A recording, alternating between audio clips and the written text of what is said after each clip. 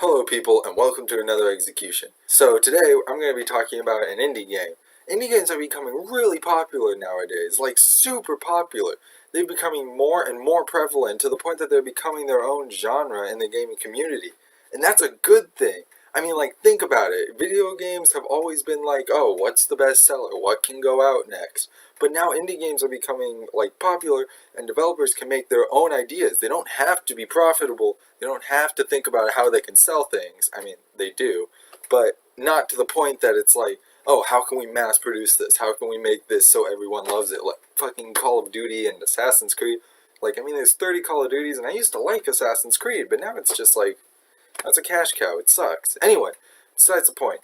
The indie developers and stuff get to make what they want, and they get to put their own ideas and love and heart and soul into these games and stuff, and that's amazing. There are a lot of games that are made because they don't have to go through all these third-party AAA whatever. They don't have to pay all that money and stuff. And all that love for the craft and the desire to give players a memorable story or journey has really paid off. There are a lot of really good indie games out there. Undertale is one. That's an amazing game. I've played it like 4 times. Like, beautifully crafted. Like, honestly. It was made by one guy. One dude. Well, not one dude by himself, but like mostly one dude. And like, that's the beauty. Five Nights at Freddy's was made pretty much by one guy, and I know a lot of you probably hate it, hate the hype, blah blah blah. And I'll admit, after the second one, it gets a little but honestly, the first two, they were pretty good. You have to admit that. And they were, if you still don't think they're good, you gotta admit they were pretty popular. Rocket League. Which, can we just talk about that for a minute? That's bullshit that Rocket League won the video game awards. All right, that like what, dude? I was like, when I first saw it, I was like, I mean, I guess, but now I've played some of the other indie games that were up against it, and I'm like, that doesn't even make sense. Why the hell did they give it to Rocket League? I mean, it's fun for like 5 minutes, but it's like TF2. It gets kind of boring, and it's fun. You go back to it and stuff, but I wouldn't say it's the best game of the year. I wouldn't say that it's the best indie game of the year. That's it. All right. Anyway, preposterous. Moving on. But one game that was also at the Video Game Awards, as most of you probably know, is a little game called Axiom Verge. No, I'm kidding. It's not a little game. It's a huge game. A lot of people know it, as they should, because it's a great game, alright? Axiom Verge is a game made by developer Tom Happ, who's actually worked on AAA titles before and stuff. He started working on Axiom Verge in 2010 as just a side project. He's like, yeah, why not? I'll just keep making this game while I make money and make other games, which is, I think, kind of good. It's what people should do. That, like Disney does that.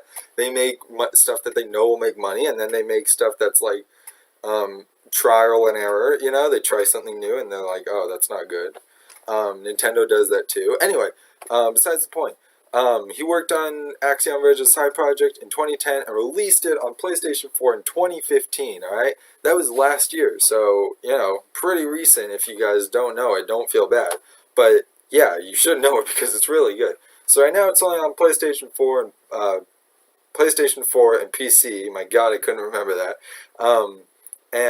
But it will be eventually on Wii U and Xbox, alright? They're moving it on. And can I just say, a jump for Axiom Verge on Wii U is an amazing idea, because it's just like Shovel Knight in that manner, where it's like, it's so good, and like, it has this whole menu with a lot of different items, which would be great for the Wii U gamepad, It would be great right there. Anyway, besides the point. This game's amazing. Next topic. No, I'm just kidding. There's a lot to talk about this game, alright? First of all, it's amazing, and I love that it just sucks you right into the lore, and it sucks you into, like, what it's about and stuff, and the scientific, like, drama that, not drama, but, like, the scientific aspect of it, that it's, like, a scientist experimenting and gets caught in, like, a time loop sort of thing, sorta.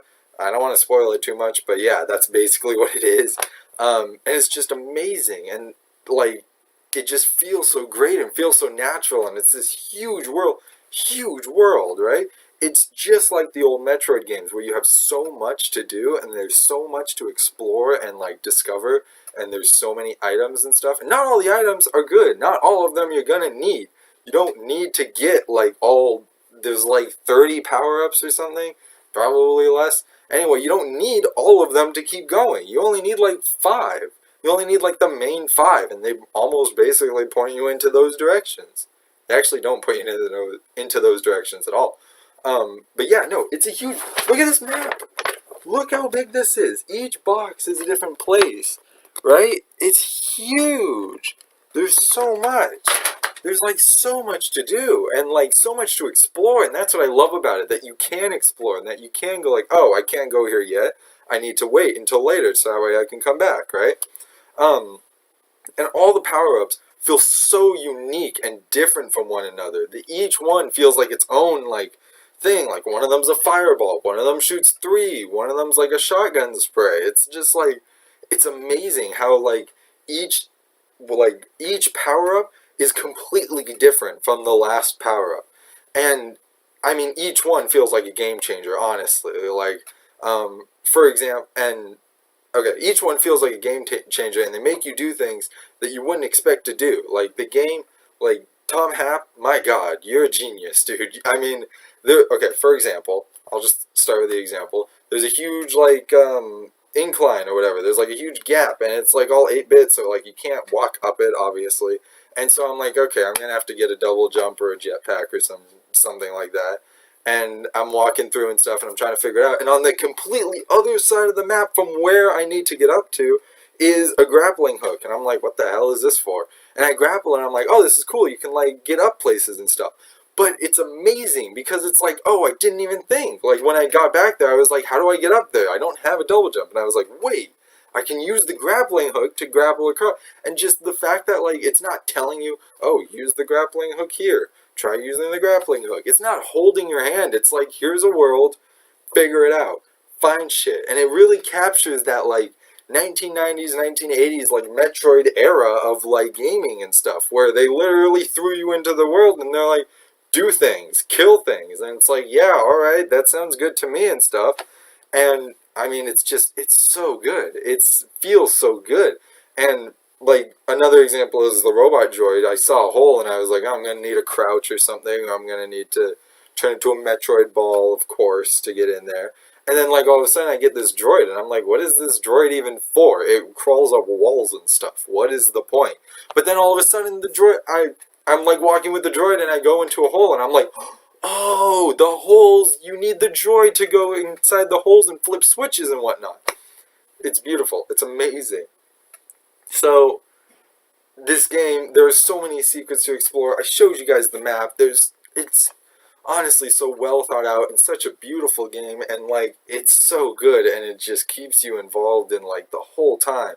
And each power-up's different. I put like a decent amount of hours into that game, right?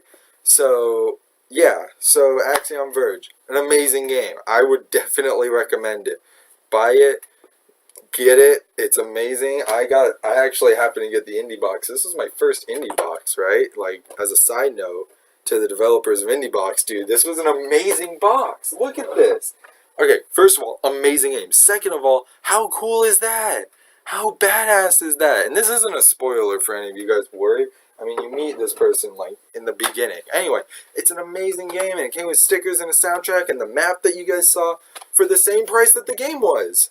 It's amazing. It's so cool. Alright, anyway, I gotta wrap this up.